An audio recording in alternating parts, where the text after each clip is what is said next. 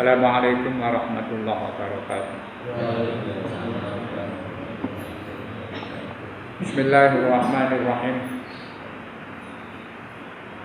Innal hamdalillah nahmaduhu wa nasta'inuhu wa nastaghfiruh wa na'udzu billahi min syururi anfusina wa min sayyiati a'malina.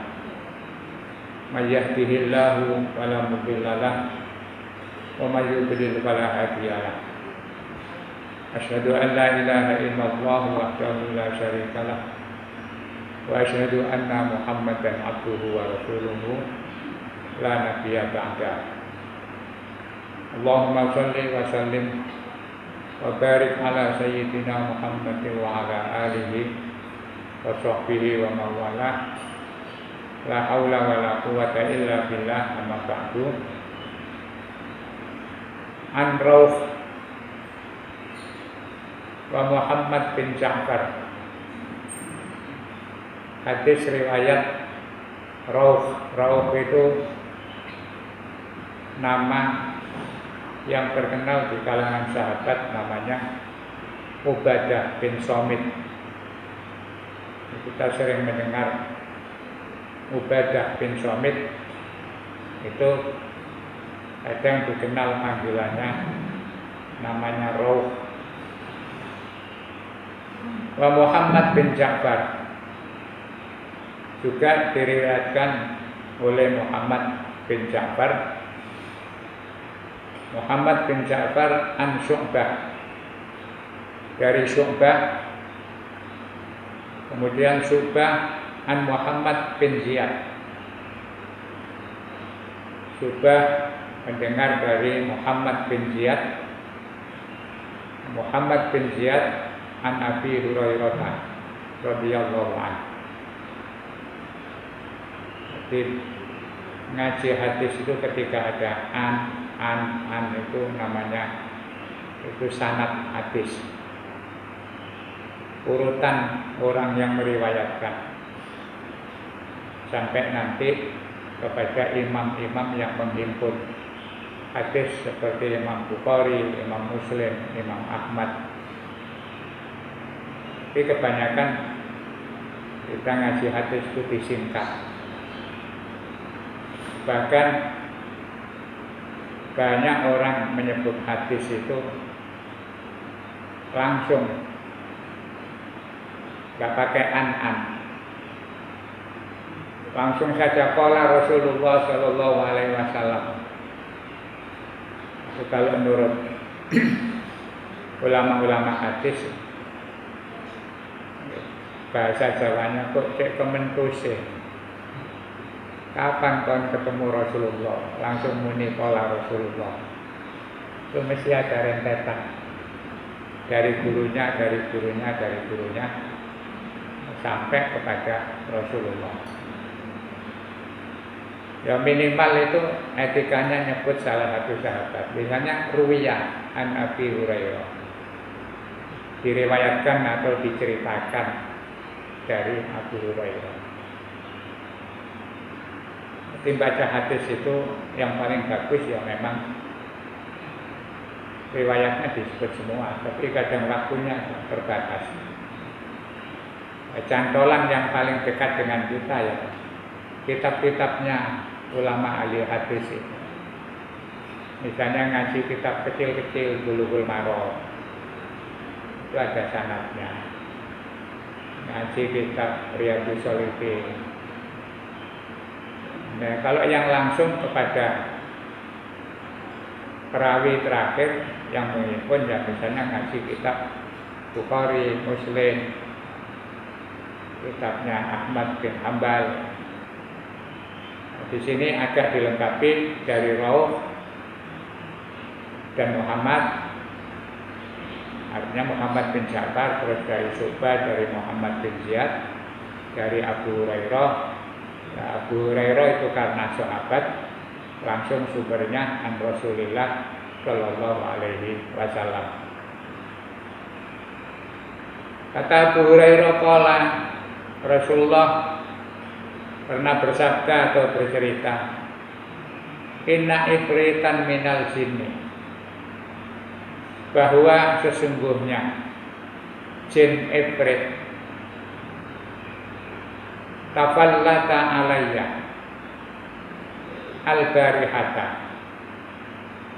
Kata Rasulullah tadi malam itu ada jin Ifrit menghalangi saya, mengganggu saya, liyaqta'a alayya shalah, untuk memutus atau menghambat sholat saya.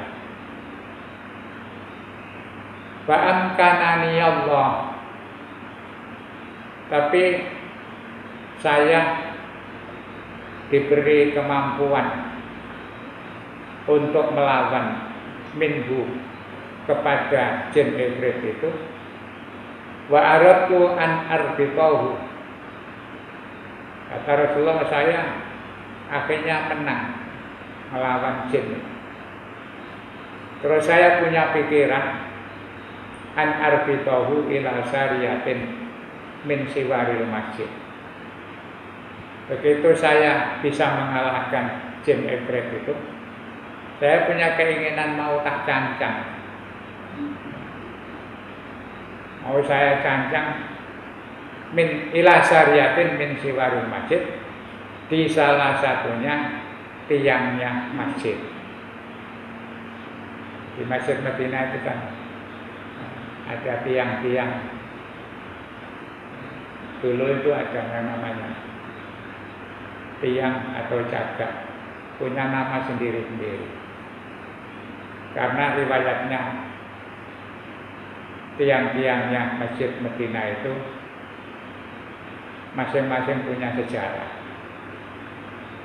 Ya, ada yang pernah dipakai nyancang tawanan, ada yang pernah dipakai Rasulullah istiqomah, apa itu sholat sunnah. Juga ada tiang yang juga sering dipakai oleh Aisyah ketika sholat sunnah. Jadi Masjid Madinah itu ada, sampai sekarang itu ada namanya, yang jaga untuk kenangan masa Rasulullah itu. Sampai sekarang ditulisi namanya.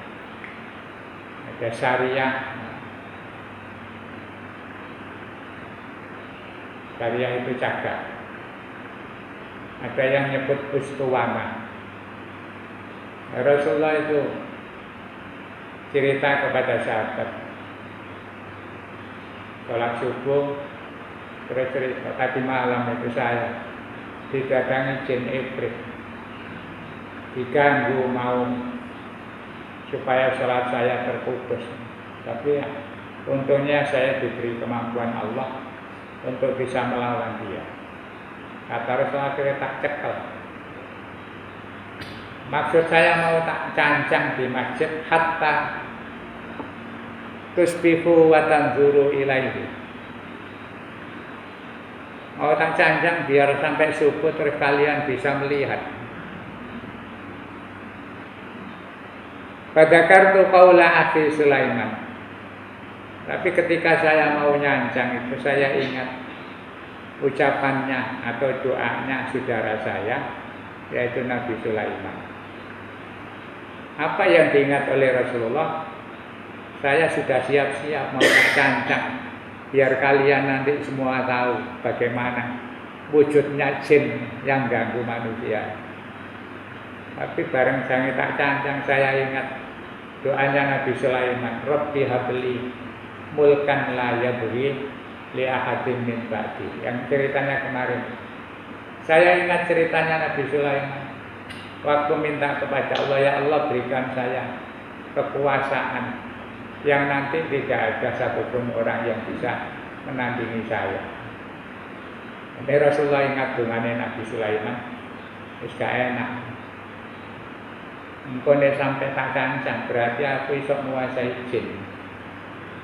Nabi Sulaiman tersinggung. Wis kadung njaluk Gusti Allah kawan sing ngalahno.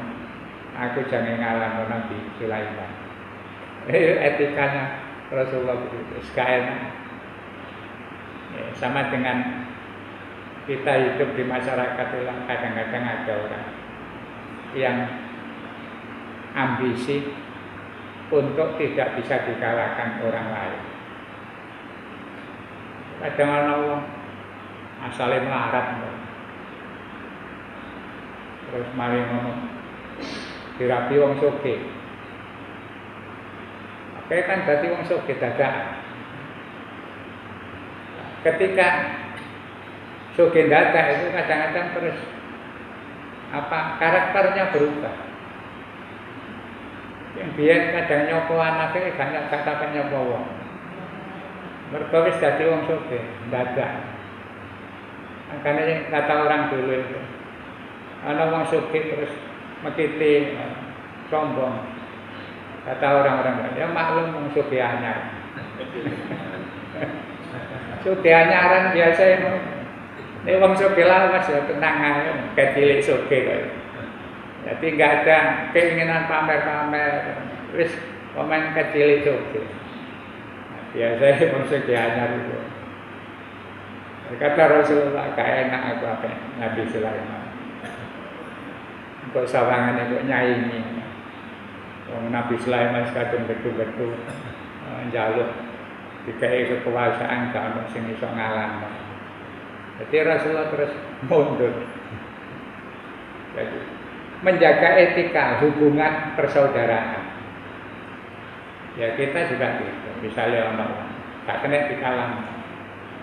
Baik dari segi kekayaan, baik dari segi kepandaian, baik dari segi apa saja. Nek ana wong wis duwe obsesi, begitu itu kita enggak usah. Wis jarno biar puas.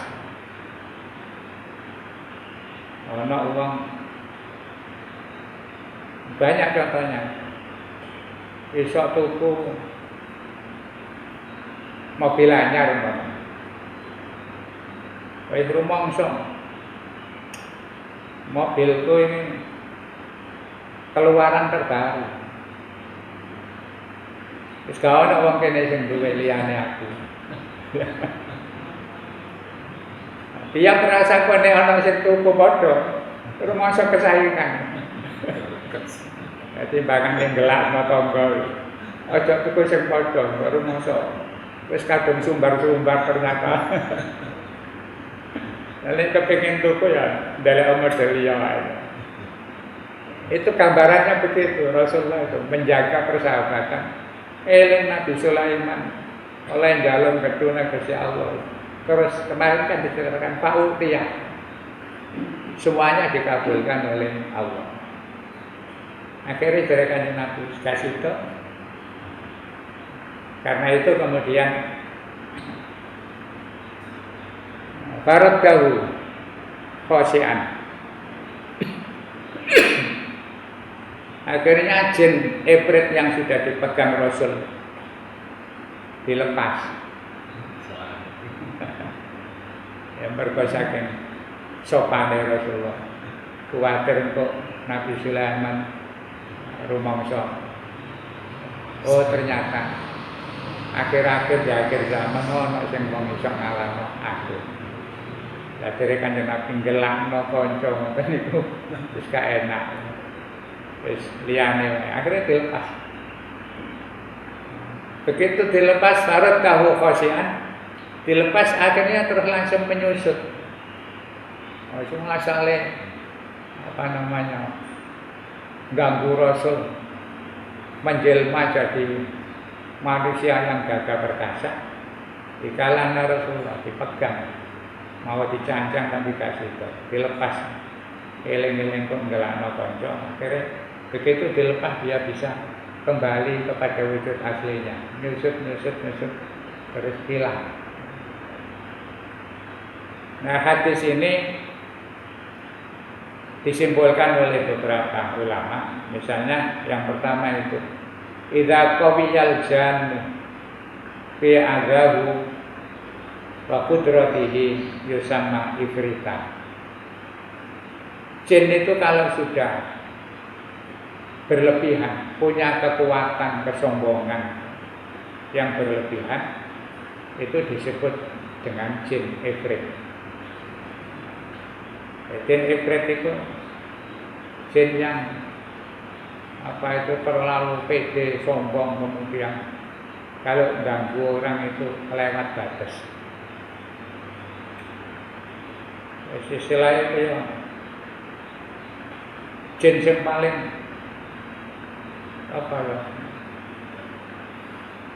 paling nakal, paling gangguan, paling rumangsa kuat. Ini namanya ifrit.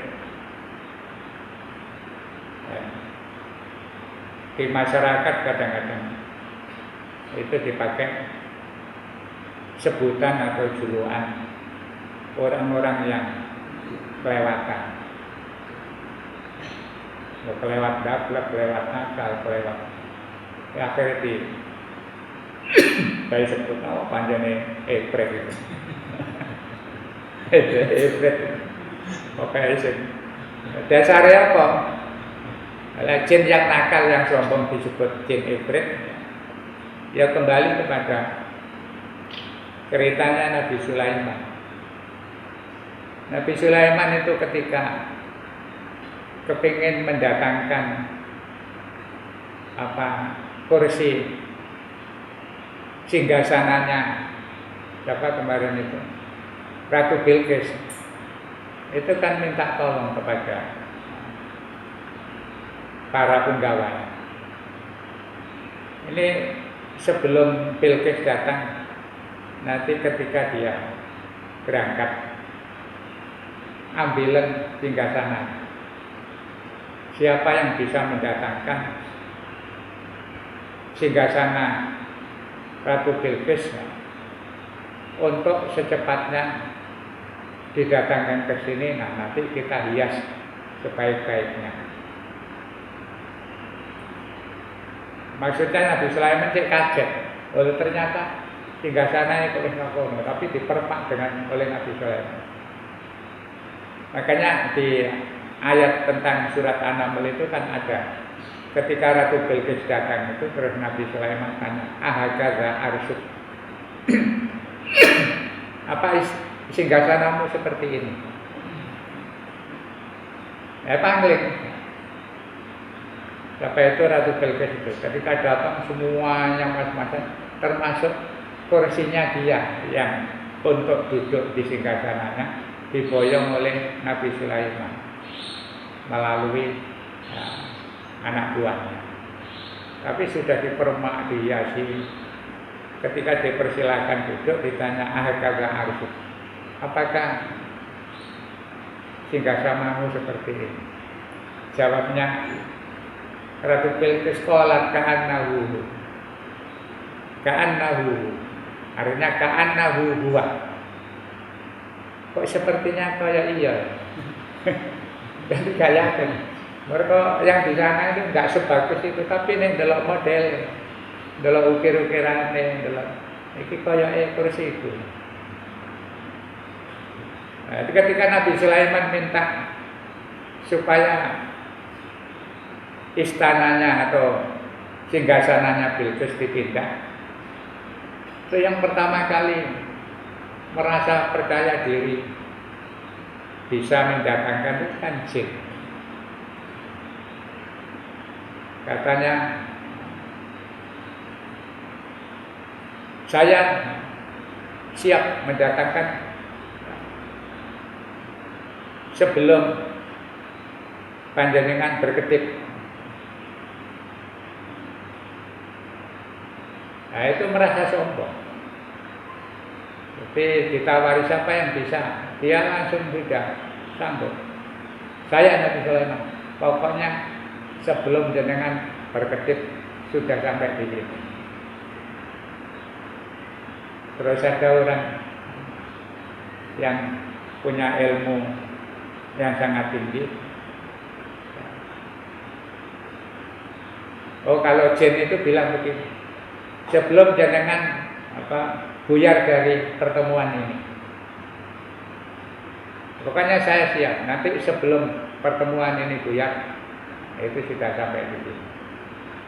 Ada orang yang alim terus dengan etikanya menyampaikan saya, insya Allah Nabi Sulaiman bisa lebih cepat dari yang dilakukan jin. Jadi sekejap mata sebelum Anda berkedip akan datang. Nah, akhirnya terus Nabi Sulaiman, yes, kamu saja yang lebih cepat. Tapi ketika dia bilang mau mendatangkan arasnya atau singgasananya Bilqis, itu kan menyebut Allah. Saya insya Allah tidak kemudian sombong seperti jin. Saya siap. Padahal kemampuannya itu kan dari Allah. Nah, orang yang ini tadi, saya akan berusaha dengan izin Allah, saya datangkan singgasananya Ratu Bilqis sekejap mata. Ya, itu ceritanya begitu. Makanya disebut qala ifritum minal jinni ana atika bihi qabla an taquma min maqamik. Ini Al-Qur'an bilang. Nah, jin ifrit mengatakan saya akan mendatangkan ya, singgasananya Bilqis qabla an taquma min maqamik, sebelum Anda beranjak dari tempat ini. Maksudnya sebelum pertemuan ini Bu ya. Terus dia sumpah, wa inni alaihi laqawiyyun amin. Nah, kalau soal mindah begitu saja saya mampu. Jin sombong, maka disebut jin ifrit. Kalau orang sombong lewat itu namanya ifrit. Itu istilahnya. Al-Quran itu yang bikin istilah, kita tidak ngarang-ngarang. Ini tak salah dengan Allah. Kalau Allah terlalu berlebihan terus dijuluki jin ifrit. Yang kedua, fil hadisi, di dalam cerita ini jawazu robetil asir fil masjid, menunjukkan bahwa mengikat atau menahan tawanan di dalam masjid itu boleh. Zaman Rasul itu sering, kan tidak punya tempat untuk, kalau istilah sekarang tidak punya sel.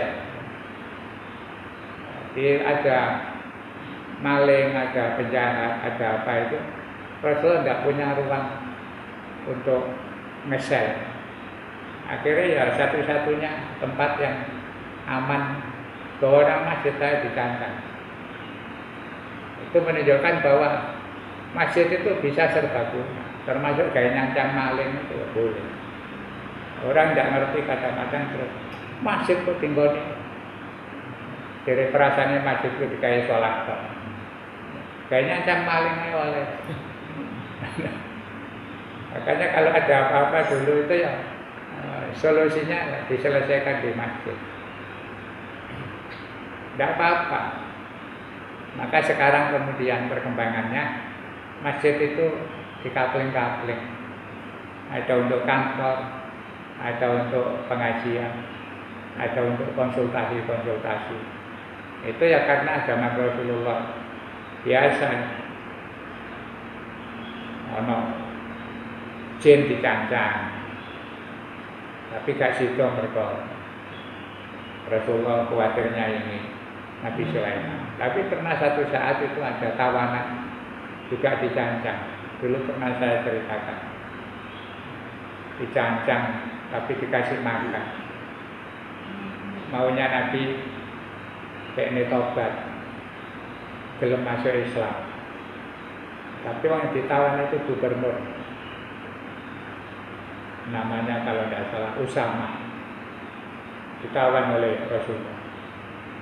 Tadi ditanya bagaimana kabarmu, ya, dia sumpah, ya baik-baik saja. Saya ini pejabat. Kalau kamu perlakukan baik, ya, sudah seharusnya. Jadi Rasulullah itu ditantang Bayram Usama waktu dicancang di masjid. Sahabat-sahabat diberitahu, ini Usama tak cancang, ya, biarkan sampai besok. Karena itu ada ditangkap oleh sahabat, dilaporkan Rasul, dicancang sampai subuh. Terus pagi-pagi ditanya bagaimana, dia katakan ya, baik-baik saja. Terus pagi suruh ngasih sarapan sampai sore. Besok lagi ditanya lagi, ya tetap dia jawab, saya biasa saja. Saya ini pejabat, kamu kasih jamuan macam-macam. Ya susah seharusnya kamu memperlakukan saya sebagai orang yang terhormat. Kalau kamu tidak terima saya, kamu bunuh juga tidak apa-apa. Saya ini orang yang sudah melanglang buana, biasa membunuh macam-macam orang.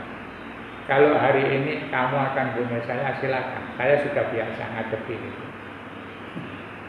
Aku pejabat yang memang punya prinsip. Tiap hari dijamu oleh Rasulullah. Akhirnya pada saat hari ketiga kan orang ini mikir, ono wong apik kaya ngene. Aku ya gak dihukum, gak apa dicancang tok dikai mangan. Kok nek wayah mangan diudari. Ditunggu isyarat. Nanti habis makan ini dicancang lagi. Makanya kan terus sampai hari ketiga tak gelem obat, sampai Rasulullah sudah belum dino, nggak ada perubahan, sudah lepas saja. Dilepas, akhirnya terus dia lari keluar dari masjid, terus masuk ke salah satu kebun kurma. Dia di situ istirahat terus mikir, ono wong apik ngono Muhammad. Gara-gara perlakuannya begitu, akhirnya nggak jadi pulang, balik. Muhammad, saya perhatikan, saya ini orang yang sudah pengalaman urusan macam-macam. Nggak ada orang baik seperti kamu. Sekarang saya sudah mengikuti ajaran, masuk Islam. Itu ceritanya.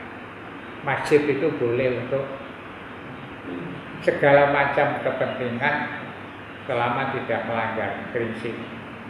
Jadi kayak macam-macam ya apa wae. Termasuk rapat-rapat urusan masyarakat, urusan kampung dan lain sebagainya. Itu boleh. Makanya ada rapat-rapat RT di masjid itu yang enggak apa. Cuma aja dikuasai diri. Rapat misalnya. Saya ke contoh tak RT 5 rapat musola. Terus dianggap itu RT 5 apa musola wong RT 5 kaya apa wae. Lele ana wong RT 4 pane usul kula kepengin melok rapat nang musola. Ya oleh omong, terus tak oleh ki nggone wong RT 5. Iku contone ngoten. Rasulullah bilang masjid itu silakan untuk kepentingan umum. Ana wong omahe sempit, jange nikahno anake, gak ana ruangane. Ya njaluk tolong takmir, kula nyuwun tolong nggih, benjing nikahan teng musala. Ya kanggo umpama terus omahe cilik, sak mangane nang musala ya gak apa-apa. Pokoke aja dibebanno takmir. Kok donot nggon sak mangane. Bangkrut kali. Nah, itu. Yang ketiga, imkanu ru'yatil jan idza tasakkala bi ghairi syakrihi. Jadi melihat jin itu bisa saja, ada kemungkinan siapapun bisa melihat jin kalau jin itu sudah menjelma menjadi berubah dari bentuk aslinya. Kama ja'a ala hayati rajulin najdiyin. Seperti dulu kata pernah ada jin itu ya berubah wujud menjadi rajulun najdi, orang Najd. Najd itu istilah dataran tinggi. Di Mekah itu kan ada istilah Najd, ada istilah Hijaz. Di wilayah Hijaz itu dataran rendah. Kayak Mekah, kemudian Jeddah dan lain-lain yang di tempat dataran rendah itu namanya Najd. Ada yang di gunung-gunung. Najd itu gunung, kalau Hijaz itu dataran rendah. Jadi pernah satu saat itu ada jin mendo atau menjelma jadi orang Najd, ngembo wong pegunungan. Nah, Hijaz itu orang-orang kota ya, bukan orang gunung. Kemudian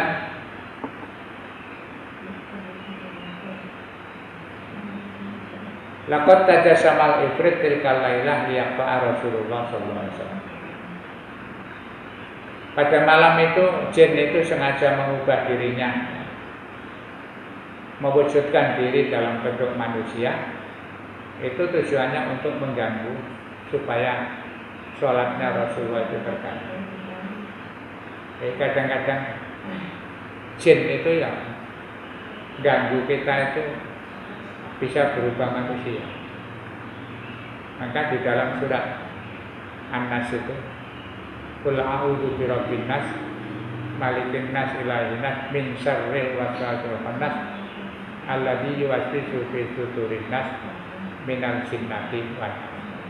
Kita minta perlindungan pada Rabbin nas, penguasa manusia, dari yuwaswisu fi sudurin nas, setan jin yang suka mengganggu pikiran manusia.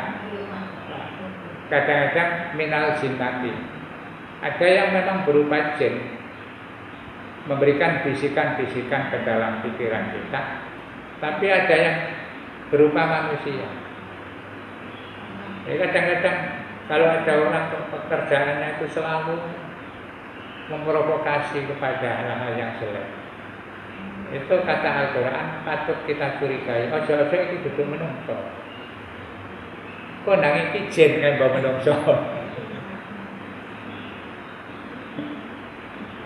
Nah itu cerita ini memberikan gambaran begitu. Yang berikutnya yang harus kita waspadai, bahwa harrasa syayatin ala isati kulli ma yusalul abdi. Setan itu selalu punya semangat untuk merusak dan mengganggu kullama, apa saja, yusilul abda, yang menyebabkan seorang hamba itu bisa berhubungan birobbihi kepada Tuhan. Jadi pekerjaannya jin setan itu memang selalu mengganggu bagaimana hubungan antara hamba dengan Allah itu tidak bisa berjalan dengan baik. Ya, jinnya ya kadang-kadang jin pikiran-pikiran negatif. Ya terkadang jin itu diwujudkan Allah berupa manusia. Jadi kita harus curiga. Misalnya orang wong kok gak tahu mesti ngejak elek terus ya. Itu patut dicurigai. Dia ojo-ojo jin terus ngembok. Pak, coba kita ada curiga. Pun ini mawon. Kita akhiri bismillahirrahmanirrahim. Allahumma salli wa sallim ala sayyidina Muhammad walhamdulillahirabbil alamin. Allahumma inna nas'aluka ridhaka wal jannah wa na'udzubika min sakhatika wan nar. Allahumma innaka 'afuwwun karim tuhibbul 'afwa fa'fu 'anna ya karim. Rabbana atina min ladunka rahmah wa hayyi' lana min amrina rasada. Rabbana atina fid dunya hasanah wa fil akhirati hasanah wa qina adzabannar. Sallallahu ala sayyidina Muhammadin wa ala alihi wa sahbihi wa sallam. Subhana rabbika rabbil izzati amma yasifun. Wassalamun ala mursalin walhamdulillahi rabbil alamin. Assalamualaikum warahmatullahi wabarakatuh.